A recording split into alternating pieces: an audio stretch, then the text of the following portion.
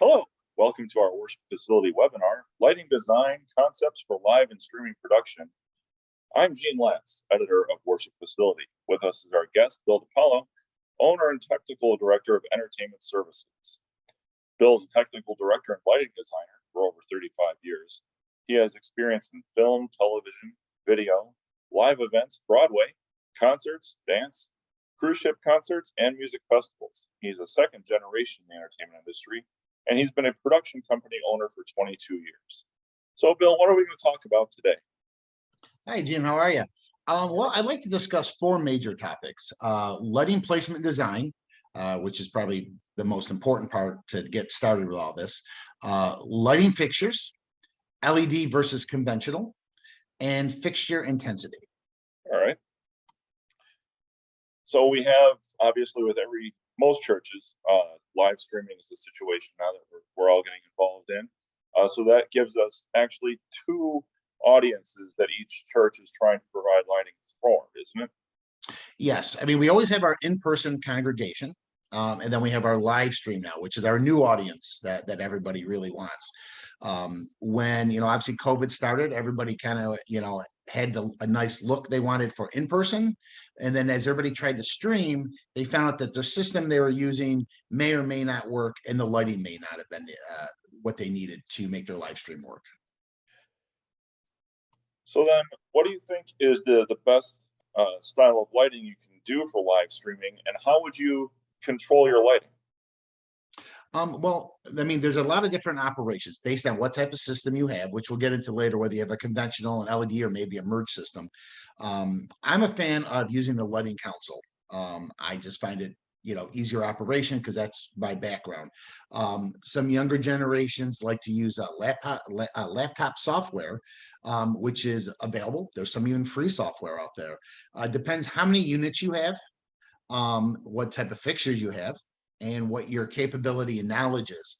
I'm a big fan of learning about your product and taking seminars and classes, because there's so much out there to learn all the time. It's really good to make sure you're versatile in the gear you own and how to operate it. Yeah, I know you're very passionate about training, and it's one thing to recommend lighting software or lighting equipment. It's another about knowing how to use it and maintain it and use it correctly. Correct. So I'm assuming then that the number one concern for whether it's live or streaming is light. How do you control it, where it's coming from? Number one factor in this for sure. A lot of times, we're watching a video, and if the light's not right, what do? You stop watching it. You just tune yourself out because it's not keeping your attention. The idea of your live stream is to keep the attention as if you are in person. Okay. And so the key elements to that, you've got a couple different lights you're going to use. What would you like to say about that? Yeah, it's kind of different techniques. So we want to make sure we have a front wash light system, a backlight system, and a background light system. Obviously, once again, depends on your venue. Do we have circuits there? Do we have space? Can it work? But we'll get into that a little further as we go. Okay, and I believe you said that you're combining different styles of lighting to provide the greatest effect. What Yes. would you like to say about how you're doing that, and also the 4-point video lighting technique? Okay, so I like combining theatrical lighting, which was my original background and everything. With that, it's kind of where you get the front lights, the backlight, and the ground roll lights. That goes back to, old school theater with dance. That all works. But what we need to incorporate is moving it forward with video lighting. 4-point lighting is kind of using the idea of more of an interview idea, but what I do is I take the two concepts and I merge them together. So we end up with front lights focusing as key lights and fill lights, which I'll get into in a second. Backlights, ground lights, or background light, ground roll lights or background lights, because then, with all this together, we can create what we need, this look. So example, on the slide, you can see all the layers of color, and with as few fixtures that are up there, it's very well lit, and it's going to keep your attention. Yeah, I think it's really a great illustration. There aren't a lot of lights there. You have some in the front, some on the side, and everything is lit, but with different colors, different degrees, I assume for different effects. And you can then control that throughout your production. That's correct. Yep. So here's again your 4-point lighting system. How would you like to describe that in better detail so people can incorporate it? I think the best way to envision this as you're looking at this is think of like a recent interview you might have seen on TV or a documentary. What they like to do is take that key light and kind of wash the face with nice lighting.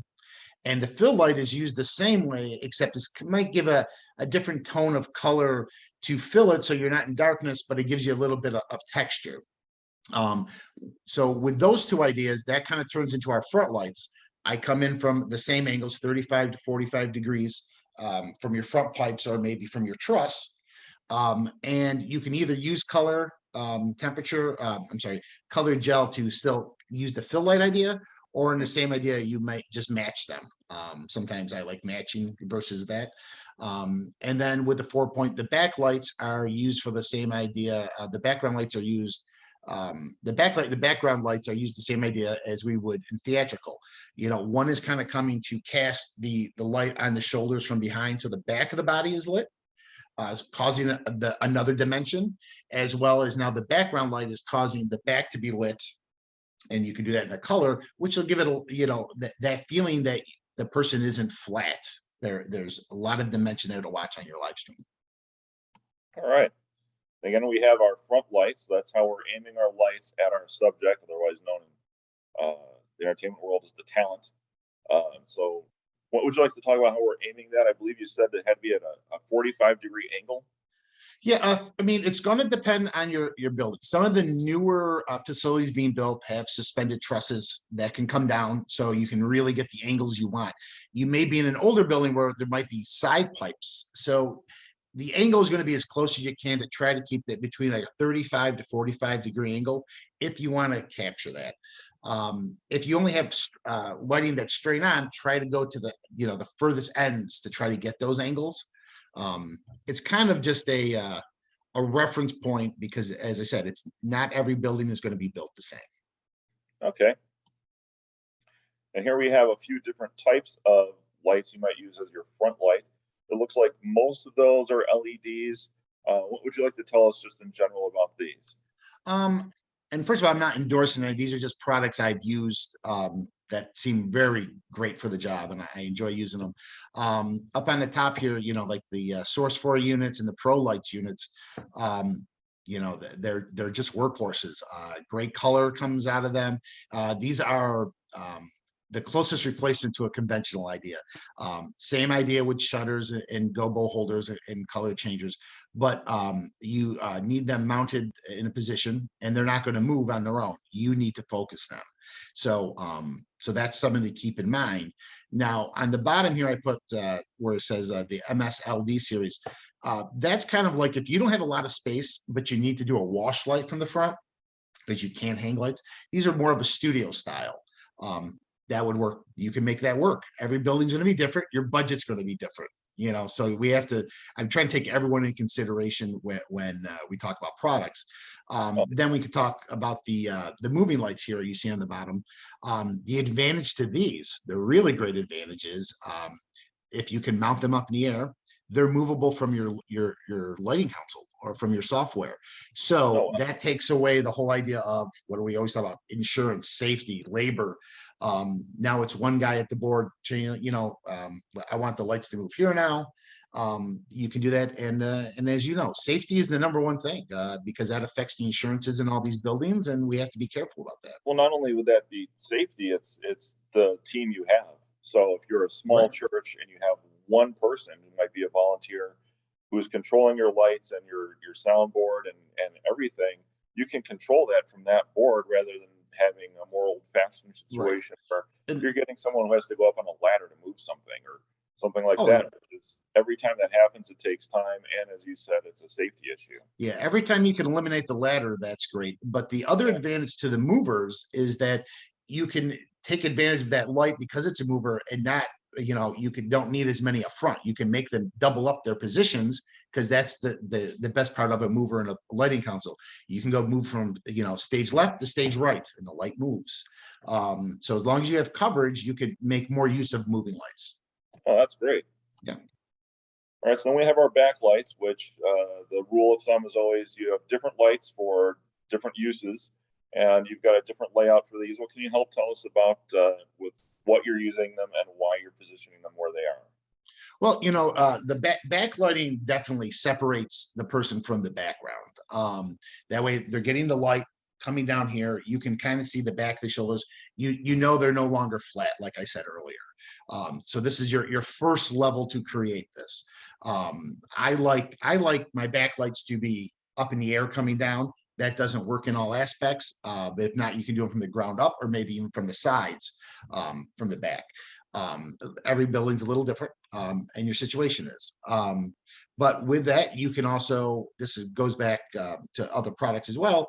Moving lights work great. You just don't need them moving all the time, because I'm a big person to say that moving lights they don't need to move. I once did a whole article on that because I was at a church where the guy loved his lights and they moved the whole time. And I couldn't even listen to what was going on because I was so distracted with that. They have a moment to use them then. Don't use them the whole time.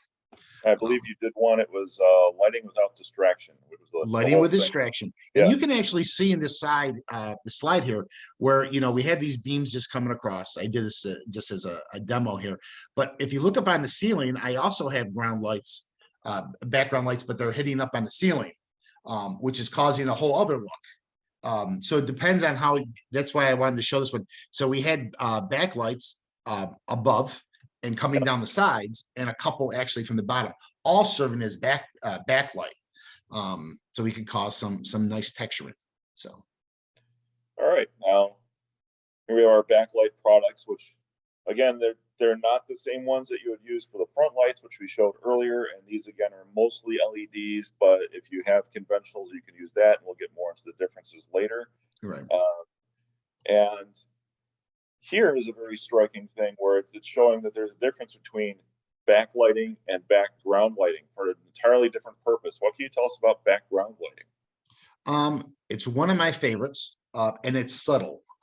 So in most situations, if you remember in the slide earlier we showed, just a little bit of uplight in the back, not lighting anybody, but just lighting what's behind you. The background can immediately put all these levels into the viewer and the in-person.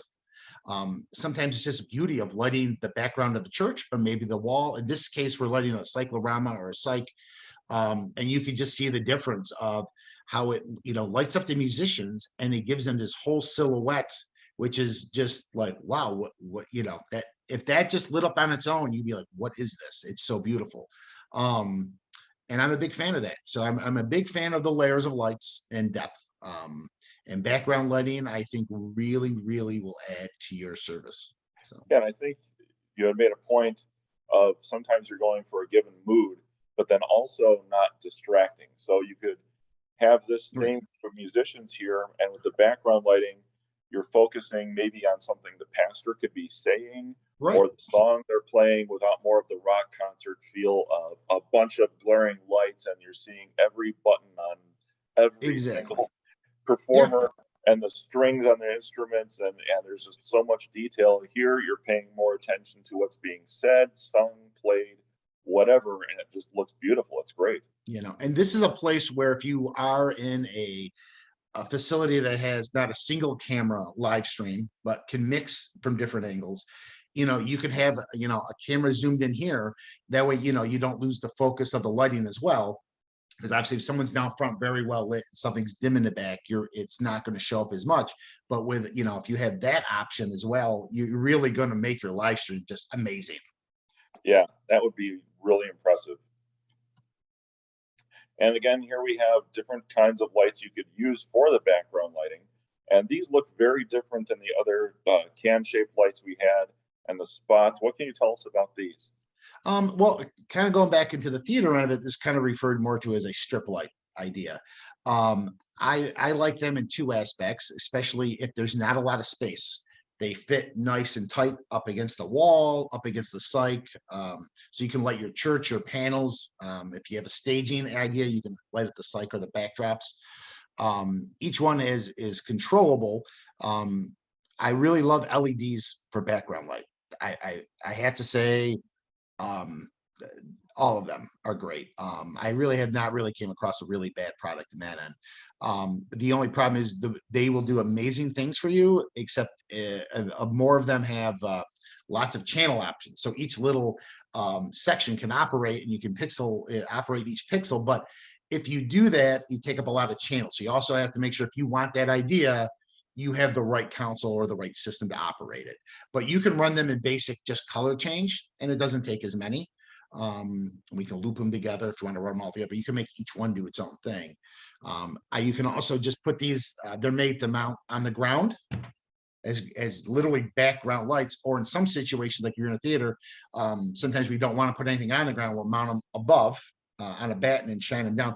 Get the same idea, just sometimes you can't light the person exactly the way you want, but you still can get that same color idea. Mm-hmm. Again, we talked throughout this about the LEDs versus conventional, and it's a significant situation with houses of worship. They can be very old, they can be very small, or they can be big modern facilities, the mega churches with lots of budget. So maybe you are an older place with a very small budget and you have mainly conventional lights, but there's advantages and disadvantages to each. So I believe it's your philosophy to help them upgrade as they can, but make use of what they have, correct? Correct. I mean, a new facility being built is probably going to go all LED. But older buildings I go into have a couple things in their way. One, do they have a system that can, their lighting council can control all these LED fixtures? LEDs also need constant power. So is there outlets? Can we run power? Those things we have to worry about. But the one thing about LED where it's great is, you don't need to buy dimmers anymore to operate these. It's more of a power distribution. So as long as the unit gets constant power, each one is, and I guess is the easiest way to explain this to people who aren't familiar, each light is a standalone, meaning that it's actually its own computer. So if this light has a problem, it won't affect that one. You know what I mean? This light will be its own unit. So they have constant power. So when you tell it to turn on, it turns on. Turns off when you tell it to. It changes color when it tells to, or it moves if it's a mover. In some case, if it's a profile unit, put a gobo or a pattern in for it. So I mean, LEDs are definitely the way of the future altogether. But there's still conventional systems out there. As long as they're still out there, there'll still be conventional lights. I mean, gradually they'll disappear, but we'll get there. And I think if you're in the beginning of it, buying some smaller LED fixtures with basic operation is a good starting point for you. Yeah, you're going to have to convert eventually, and as things burn out, or as you get your budget, you can plan ahead and know that you can have to replace this or that sooner or later. Well, but you can still. And I'm sorry, Gene, but with that also goes with, it's a good learning point. Maybe if you don't have enough staff there that knows how to operate, these LED systems yet, start with something small, maybe a couple of LED power cans to get the hang of it and understand how they work. Because another one that, with lighting, and you can learn this a lot if you watch like daytime talk show, for example, they might have moving lights in the background or background lights or anything, but pay attention to, you'll see that they're on, but at a very low intensity, because they will blow out your lens as well if they catch the lens the right way. So we want to make sure that we kind of then they're kind of more of a beauty light. They're moving, and you're like, oh, look, there's red light back there, but they're not like gleaming to light up everything forward. So there's some things there, and sometimes just watching other things and paying attention to them is a good way of designing as well. And I think there's a lot of talk about budget, and LEDs are so much more expensive and I can't afford to replace them. So you do have that where conventional ones might be cheaper, but they drain more power. So Right. how would that work too? It's in the long run, maybe you're looking at LEDs ultimately will be cheaper. Yes, I mean the upfront cost of an LED is more because you're not buying the dimmers by any means. But mind you, you do have to run DMX control to everything. So whether you decide to do that wirelessly or run it by cable, you do have that aspect in there, which turns into two aspects. One, you have to purchase it. Two, you have to run it, and if there's a problem with one, you got to replace it. So there are, everything has moving parts, but the more you don't move the system around, probably the safer off you are. Um, Obviously, the heat factor of real conventionals, you can heat up a building. I was telling you, but on another thing that back in the day, we'd be in the theater and you turn on all the theater lights, you could heat the floors up and heat the space up. Now we don't have that. Theaters are cold in the winter here in the Northeast, so we don't get that advantage. But that we actually had another bill. We did a power consumption. We were saving $600 a month switching the system over to Wow. LED, which by the third month they were very happy. We did that for them, very, very, very happy because that adds up really quick. And by year two, you're like, this system was amazing. It's like let's go all LED for everything. But you will have a higher upfront costs. But the advantage is you're not buying all the other things. You're not buying dimmers, and those aren't cheap. So that's a whole aspect.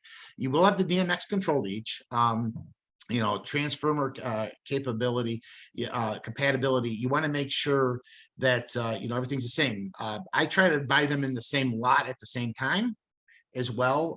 It just seems like every once in a while, if you buy them, a year or two later, every once in a while, I get a couple, even on higher end products, we're just slightly off a little bit, and it might not bother everybody, that at least bothers me. The potential color shift over time, like anything, it wears. Even LEDs. I mean, they do age, and sometimes they're considered expendable on some product lines. Some product line go, we had a problem with it, and now we're moving on. So do your research on what you're going to purchase. Don't just buy something because it's the cheapest or somebody else told you.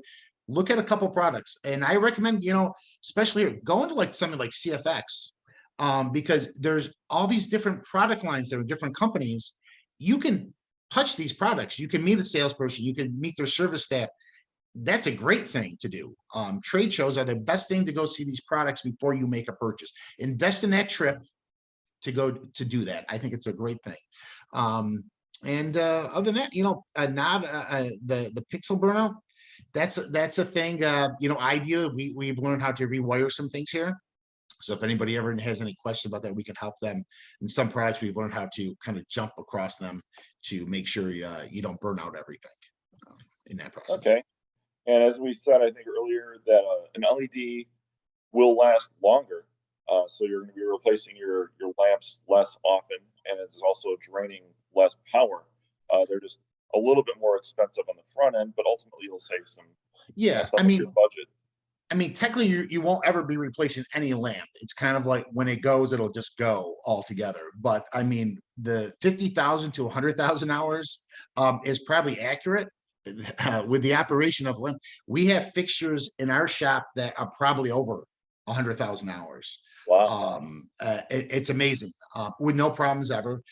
We have bought some newer ones. We have other issues with, but it also depends. Now that we're coming out of this COVID thing, it's like product lines are almost changing altogether. We have some really great products coming out. Just availability of them is going to be a thing. So all right. Yeah. And we have more recommended lighting fixtures that people could look into. Looks like we have some background lights and other utilities. Now, about intensity, this is also something that can be affected by your available lamps or the lamps you've chosen, whether it's conventional or LED. So this can give you a gauge of what you're shooting for, correct? Correct. So when we have these front lights, no matter where, if they're LED or conventional, we want to make sure the lighting technician is talking to the video technician, because we want to walk over and see what they're getting and make sure our intensity isn't too low, because that's going to cause graininess and shadowiness. We don't want this. It's not going to keep the attention. But the thing that bothers me the most is when it's too intense. because that causes blowout, and then it just looks like white shadows moving all. And sometimes I've seen blowout so bad on things I've actually seen stream. I'm surprised anybody streamed them, because you barely can see what's going on. And you need to have the right intensity. And when I say intensity needs to be just the right amount, the perfect enough, I would say, that's really what you need. You want to keep it natural looking. You want it to look like we look. I mean, you don't want it to Yeah. be too much, because then it makes the pasture not look natural. And I mean, you want to keep that comfort where it needs to stay. So I'm a big fan of not making it too rock and rolly, making it very natural looking. I think that's the best thing for church live streaming. That's my personal opinion. Yeah, I think that's the goal with streaming in particular, is you want everything to look normal. And I had been at one seminar where they were discussing the discordance people are feeling from looking at screens all the time. And if you're streaming, or even if you have a LED display on the stage behind the pastor or the band, you're again looking at a screen and you want it to look normal. You don't want to have a stress reaction when you're looking at it. So when it's too low, you're concentrating on, what am I seeing? I can't see all the details. When it's too high, it hurts to look at it. You want that just enough where everything looks natural, so that you're not distracting from what's going on stage. Similarly, we have the idea of the best color temperature, which I think you want it again to look normal, like daylight, correct?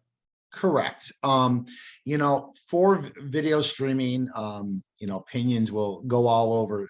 It also depends on what you're on, but the between 3200 and 5600 is kind of our white warm to our white cool. I'm more of a fan, probably around 4500, kind of keeping it right in the middle. I like it to just look like daylight and just keep it slightly on the warm side. I just like that natural skin tone to show out.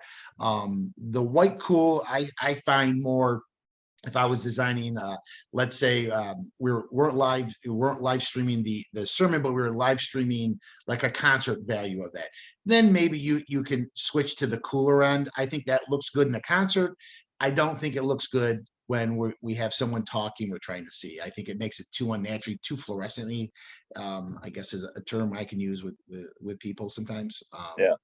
And I think people, you've seen it. I mean, there's so many things you can just look on YouTube of, people, sometimes people look very natural and some are just blown out because they're using their go-to extreme one way or another. So, yeah, I think we have another example here. Yeah, this is a great one. Yeah, where Um, things look very good and normal and natural, versus this looks like an old photo that's from the 60s, where all the colors are bled out or wrong. Right. And the reason I like this is it's just not the face. Now you can look up and you can see the skin tone, see what it does to the skin, but it also affects what the people are wearing. If you pick the wrong, not just color or color temperature, you can make what that person's wearing almost become distracting. Again, I had actually seen a show recently where the speaker, they decided to have these ultraviolet looking colors, and you could actually see the lint on the person because the ultraviolet was picking it up. And I'm thinking to myself, geez, that's a shame that no one caught any of that during a rehearsal or anything. But no, that's why I wanted to show this is, your color temperature and all this is going to affect more than just your skin tone. So, I mean, the color temperature, the intensity, you want to look natural. You want everyone to feel like they're watching the same thing. Your in person and your online congregation. Not no one should have a different view of it. Yeah, it should look the same. There's lots of times you're live streaming and you want everyone to see the same effect, whether they're there in person or whether they're seeing it at home.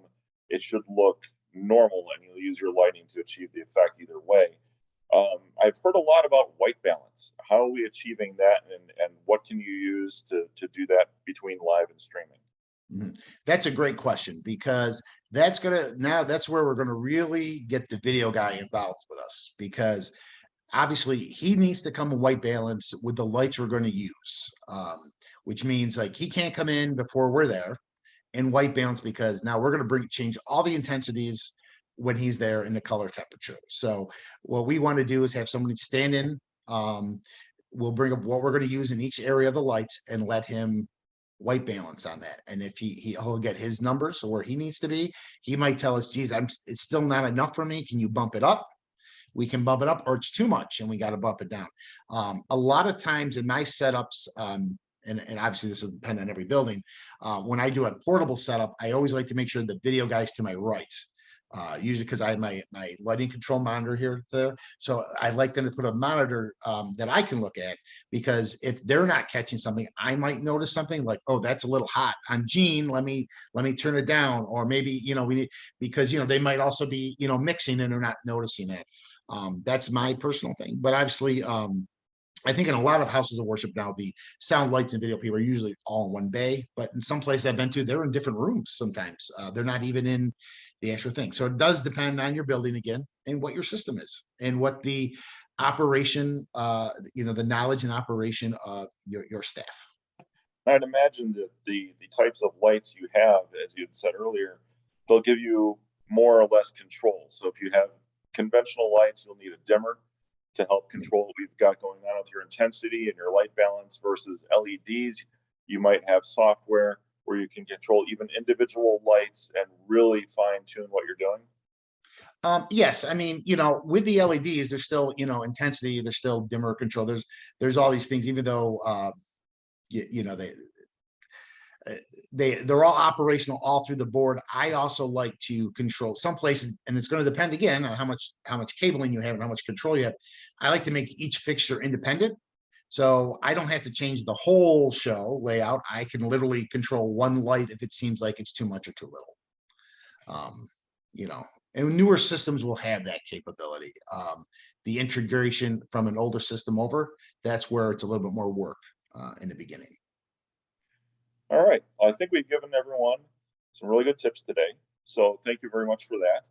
And thank you for attending the webinar. If you have questions or comments, please email them to me at glass@worshipfacility.com, and we'll get you some answers.